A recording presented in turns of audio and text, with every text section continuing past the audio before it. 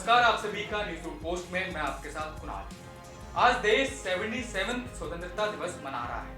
आज पूरे देश में चारों ओर खुशी का माहौल है। आज आपको इस खुशी के माहौल में एक ऐसे भारतीय जवान की कहानी सुनाएंगे जो शहीद होने के बाद भी आज तक भारतीय सीमा की रक्षा कर रहा है। आप में से बहुत लोग सोचेंगे कि ये कुछ भी मजाक है, मजाक समझेंगे इसको, लेकिन कुछ कहने से पहले इस वीडियो को आखिर तक जरूर देखिएगा, तभी आपको असलियत का पता चलेगा। तो चलिए शुरू करते हैं। आपको तो पता ही होगा कि कश्मीर से कन्याकुमारी और द्वारका से अरुणाचल प्रदेश तक भारतीय जवान देश की सीमा की रक्षा करते हैं, और वो भी बड़ी ही मुस्तैदी से। तो अब आपको उस सैनिक के बारे में बताते हैं जिसके लिए देश का जज्बा ये है कि वो मरने के 48 सालों के बाद भी देश की रक्षा कर रहा है, और वो है हरभजन सिंह, जो सिक्किम सीमा पर आज भी देश की रक्षा कर रहे हैं। इतना ही नहीं, इस सीमा पर उनका एक मंदिर भी बना हुआ है जहां सैनिक दर्शन के लिए भी जाते हैं और उनकी देखभाल भी करते हैं। आपको बता दें कि हरभजन सिंह का डर इतना है कि दुश्मन भी उनके नाम से डरते हैं। और आपको ये जानकर हैरानी होगी कि सैनिकों का मानना है कि चीन की ओर से रची जा रही साजिशों के बारे में सैनिकों को हरभजन सिंह पहले ही बता देते हैं। बाबा हरभजन सिंह की ताकत से आप अंदाजा ऐसे लगा सकते हैं कि चीन के सैनिक भी बाबा हरभजन सिंह की आत्मा पर यकीन रखते हैं और उनसे डरते भी हैं। हरभजन सिंह के मंदिर में जब सैनिक जाते हैं तो उन्हें उनके होने का एहसास होता है। आपको जानकर आश्चर्य होगा कि जब भी भारत और चीन की मीटिंग होती है तो बाबा हरभजन सिंह के लिए बकायदा एक कुर्सी भी खाली रखी जाती है, ताकि वो भी दोनों देशों के बीच होने वाली चर्चाओं में भाग ले सके।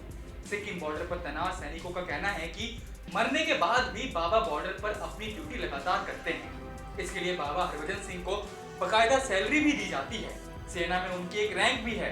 कुछ समय पहले तक उनकी छुट्टी पर पंजाब में उनके गांव भेजा जाता था। हालांकि कुछ लोगों ने इस पर आपत्ति जताई, तब से उन्हें छुट्टी पर भेजना बंद कर दिया गया।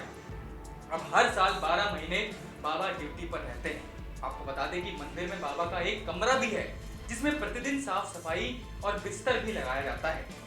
वहीं कमरे में बाबा की सेना की वर्दी और जूते रखे हुए हैं, और लोगों का कहना है कि रोज सफाई करने के बावजूद उनके जूतों में कीचड़ और चादर पर सलवटें मिलती हैं। आपको बता दें कि बाबा हरभजन सिंह का जन्म 30 अगस्त 1946 को गुजरावाला में हुआ था।